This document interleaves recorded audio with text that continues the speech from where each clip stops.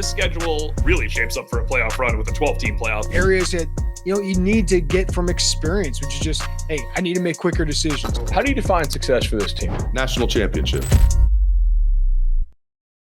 What's up, y'all? Bud Elliott here of the Cover 3 College Football Podcast. This is Summer School, where we try to talk as many D1 teams as we could possibly record in a summer. Today, it is Duke. That's my man, Adam Rowe of the Devil's Den. Does a great job covering all things Duke for us, and especially loves talking a little Duke football. Adam, welcome back, man. Thanks, Bud. Good to be here. Absolutely. So, could not have been a better year for Manny Diaz and Duke to start the season. I mean, good Lord. Yeah. 9 wins in your maiden voyage for Duke. What's the vibe inside the program now? Yeah, I mean, I have to mention. I think you said on Cover 3 podcast before the season last year that Duke under was like your lock of the century of the week. Yes, exactly. And they hit it pretty early in the season. I think there was a lot of apprehension as to what the team would look like. Obviously, Riley Leonard's gone. You've got a lot of their defensive linemen had transferred out or gone to the NFL. Graham Barton, first round draft. I mean, just a lot of turnover. Obviously, new head coach Manny Diaz had been a defensive coordinator at Penn State for the 2 previous years, but his head coaching stint in Miami didn't earn him a spot on the Ring of Honor down there. So there was just a lot of question marks. And I think we talked about this last summer, but the offensive line, they literally last year in the spring game were playing like 7-on-7 because they only had, I think, like 3 or 4 healthy offensive linemen. And so the patchwork job that Jonathan Brewer did, putting that line together and being able to protect Malik Murphy and giving him enough time to pass was pretty impressive. Not to mention they had like 0 run game to speak of. And I know Brewer had a podcast stint he did recently where he said not just because of the offensive line, but because of the way that Malik Murphy plays quarterback, they're basically max protect like 75% of the time. So there's a lot of optimism going into this year that like Jonathan Brewer will actually be able to run his offense and do a little bit more of the stuff that he likes to do, coming from that air raid offense or whatever you want to call it. And they went out and got Darian Mensah from Tulane, like almost like right after the season. Like it was pretty obvious that they needed to upgrade there, and they were aware of it. So I think the vibes are good. There's still question marks because again, there's more turnover, especially at the quarterback position and wide receiver and tight end too. It's a little insane to utter the sentence that Duke won 9 games in spite of its quarterback at times. Yeah.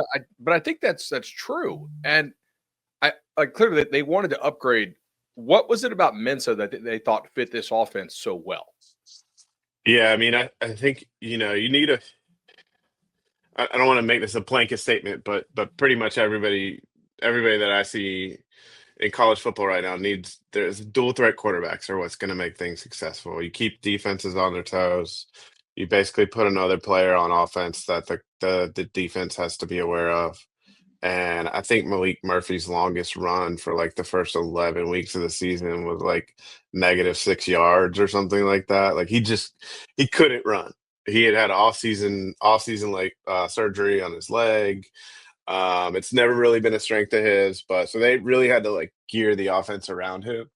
And then their running back situation. I mean, they had Jacquez Moore coming back that was supposed to be kind of the workhorse, and he got injured like 2 games in the season. So they really had to put a lot on Malik Murphy, and I think it took him a while to figure things out. But yeah, I think the statement that they won in spite of him is an apt one. It's an apt one.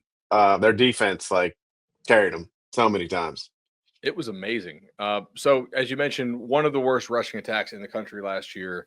The defense having to focus on a quarterback will certainly make that a little bit better. If you're playing college fantasy, who are we drafting at running back, and how confident are we they're going to get like the majority of the carries? I think Mensah's going to run some, but going in again, as long as he can stay healthy, I think Jacquez Moore is the guy. They leaned on they wanted to see Peyton Jones kind of take the next step last year. He was a home run hitter that ran some really good ran really well against like Florida State and Clemson. Like he had some really good games. But the way that they were blocking just didn't really fit his style.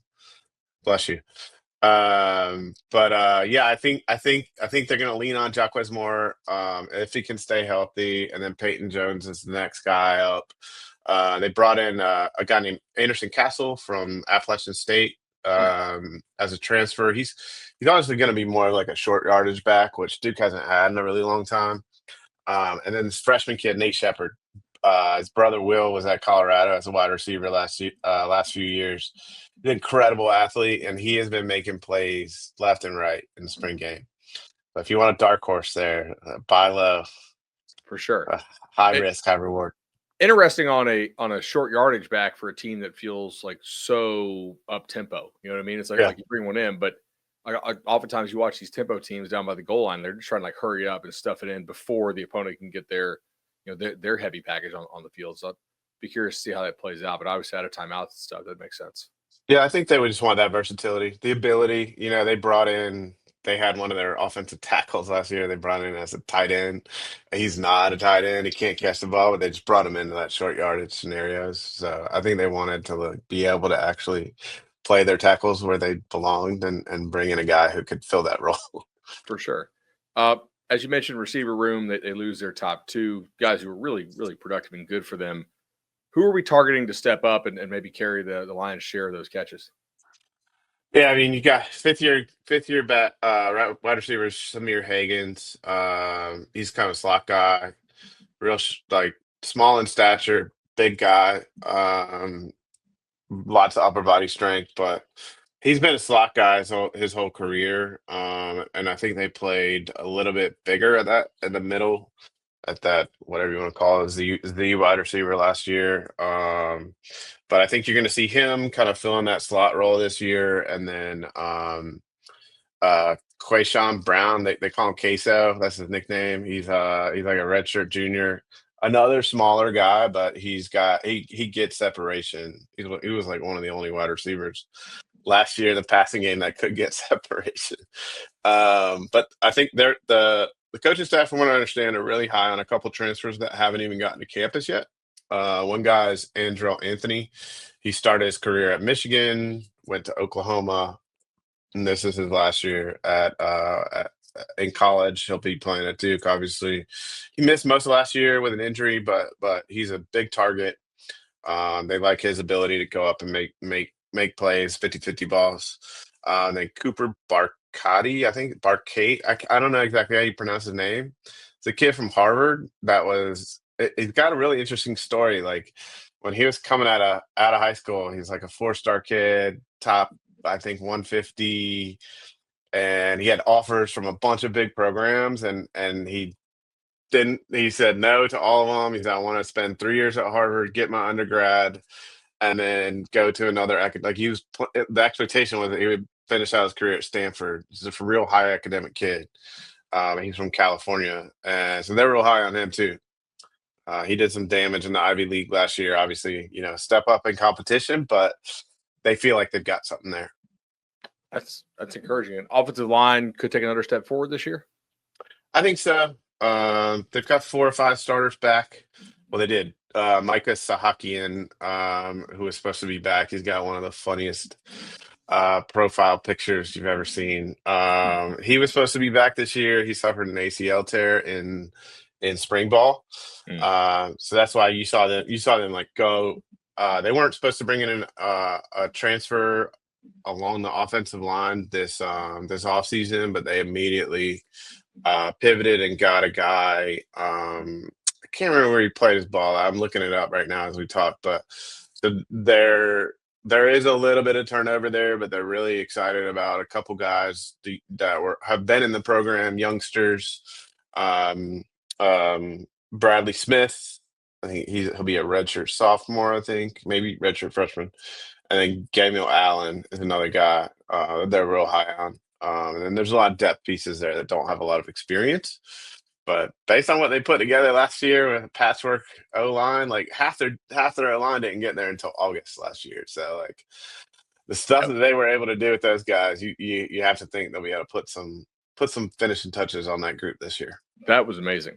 All right, let's hit a break here. When we come back, talk a little Devils defense. When you need your sports news all the time, we've got breaking news to bring to you. CBS Sports HQ gives you a snapshot of all the sports that matter to you. When you need your sports in a snap, find it on CBS Sports HQ, streaming free anywhere you are. All right, y'all, welcome back into the Cover 3 College Football Podcast, Summer School Edition. That's Adam Rowe, Devil's Den. We are talking all things Duke football here. So all things Duke football, they were top 5 nationally in tackles for loss and sacks last year. How much of that was Manny Diaz's defense, and how much of that was, personnel and maybe the blend thereof? What are we thinking this year? Like, can they replicate that or come anywhere close? Yeah, I mean, I don't see any reason why not. They got most of the guys back. Like you said, it's Manny Diaz's defense that he loves havoc plays and live in the backfield. I mean, I think I said this last year on Summer School. Him at Penn State, and then Jonathan Patkey at, I don't even remember where, Texas State or something like that. They were like 1 and 2 in havoc plays throughout the year.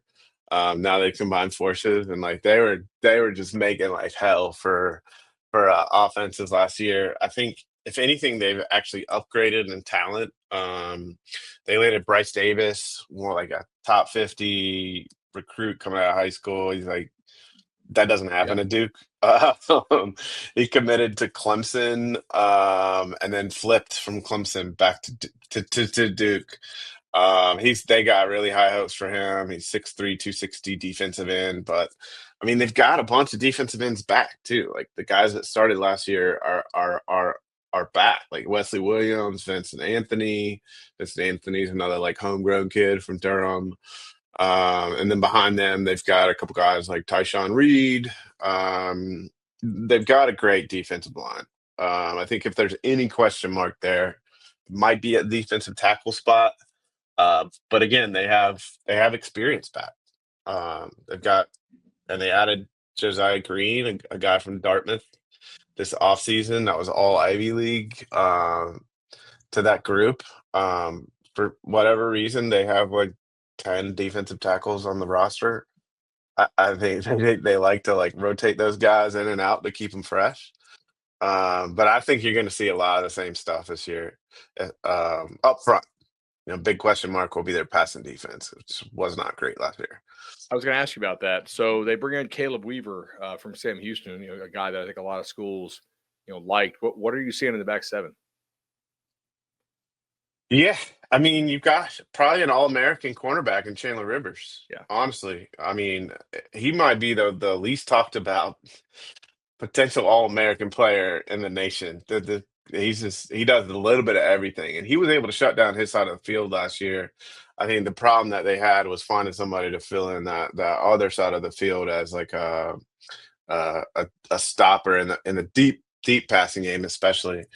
They have there's a lot of excitement around a kid named Kamari Robinson. He'll be a redshirt sophomore coming in this year, and he played as a redshirt freshman last year. He was like rotating in and out with Joshua Pickett, who was a little bit older, but maybe not as sound as Rivers is. He's a little bit bigger, but just maybe not as sound. And so they like where they're at with those two guys. Obviously they brought in, Weaver. I think he's more expected to play like a safety linebacker hybrid, which is a little bit interesting. But I think they're excited about. I'm sorry, I had this mixed up. I'm sorry. Caleb Weaver will play safety. Jaden Francois is a guy from Utah State that is expected to play kind of that safety linebacker hybrid. So I think they know they have a lot of work to do back there. And that'll be the biggest area of the defense for sure to keep an eye on. Like with those guys up front creating so much havoc, it was kind of crazy that they gave up so many passing yards and touchdowns. But if you're gonna beat Duke, that's the way to do it right now. It's almost like a bit of a home run and strikeout defense. We're willing to live with some of the explosives because if you play that up tempo, you get the ball back more. You're getting that kind of I guess like 14 possession game as opposed to that 10 or 11, and you have confidence in your offense, especially this year with Mensa. It kind of makes sense in theory. Sleeper time, not quarterback, obviously. If there's a guy on this team who plays to his potential finally, or maybe like plays to his potential maybe a year before everybody's expecting him to, like somebody who kind of significantly changes the fortunes that this year's team can be. I think Bradley Gompers is a kid that Duke pulled out of Pennsylvania from Penn State. Like Penn State and Michigan were battling Duke hard. I remember at one point, Penn State was just trying to get Gompers and his parents on campus, or maybe it was Michigan, one of the two. And I think NIL these days. I think whatever they were offering him to come visit, Duke was like, we'll pay you that much not to visit. So they knew they had somebody with him. He's a linebacker, tight end. He played his senior year. He played both positions pretty much all high school. He's expected to come in and make an immediate impact on the linebacker room. So I think that's a guy that you might see as a true freshman really making some noise early for Duke. He's a truckload when he hits guys. So I think him, Bryce Davis. Those are two. That's the kind of talent that Duke just hasn't seen in a long time come through. Pure raw talent, and if those coaches can coach them up early on, I think they're gonna really stand out on this team. Obviously, Mensa. There's a lot of optimism around what he's going to be able to do to their offense. Yeah, I mean, and honestly, I can't leave out Nate Shepard either at right and back. I know I was talking about him earlier, but that kid, he's been making plays left and right in the spring game. He's running back. He tore his ACL last year and got healthy, like in time to be an early enrollee and make an impact in spring practice. So a lot of freshmen. No doubt, man. Things are going well at Duke. I'll get you out of here on this. Following up a 9-win season, how do you define success for Duke in 2025? Yeah, I mean, they're starting to set that bar, right? Yeah. Like, I think it was 10 wins in Elka's first season, then they dropped to 8, and then this past year's 9. Like that, they're averaging 9 wins a season over the last 3 years. Like that's kind of the bar for Duke right now. Like a bowl game used to be, you used to get excited about that if you're a Duke fan. That's the floor now. Making it to the postseason, that's kind of a given. They do have some tough games. They're playing against Illinois at home, on the road at Tulane, and then they host NC State. So I guess the one saving grace for them, they're kind of probably their 2 toughest games are in the middle of the season. Georgia Tech and Clemson. Yeah. And they get 2 bye weeks this year. So there's a bye week before Georgia Tech and a bye week after. So it almost like separates the season into 2 parts, which could work in their favor. I mean, I think 8 or 9 wins now is like a success for them. I could see that. I mean, it's Cal lost a lot. Syracuse has quite a bit of uncertainty. Of the 2 ACC teams that exploded last year under new head coaches, Syracuse and Duke, I do think Duke brings back more. As far as talent and certainly proven talent. Illinois is probably really tough opener. Yeah. Like Altmaier's good. I watched them in the bowl game in South Carolina. It's bowl games, so take it for what it's worth. But I was on the field for that, and like physically, they looked the part. I was like, oh, okay, Yeah. they look like their bodies did not look inferior to what was one of the better South Carolina teams we've seen in a while. So every time I turn around, they're adding another guy to the transfer portal too. I know, right? Yeah, they're kind of pushing the chips in this year. Like they kept Altmaier, from some bigger offers, I think, and you got to go for it when you got a QB. So yeah, awesome. Yeah, it should be fun. Should be a fun year. I really appreciate the time, Adam. This has been fun. Thanks, bud. Always good to see you, man. All right, take care, buddy.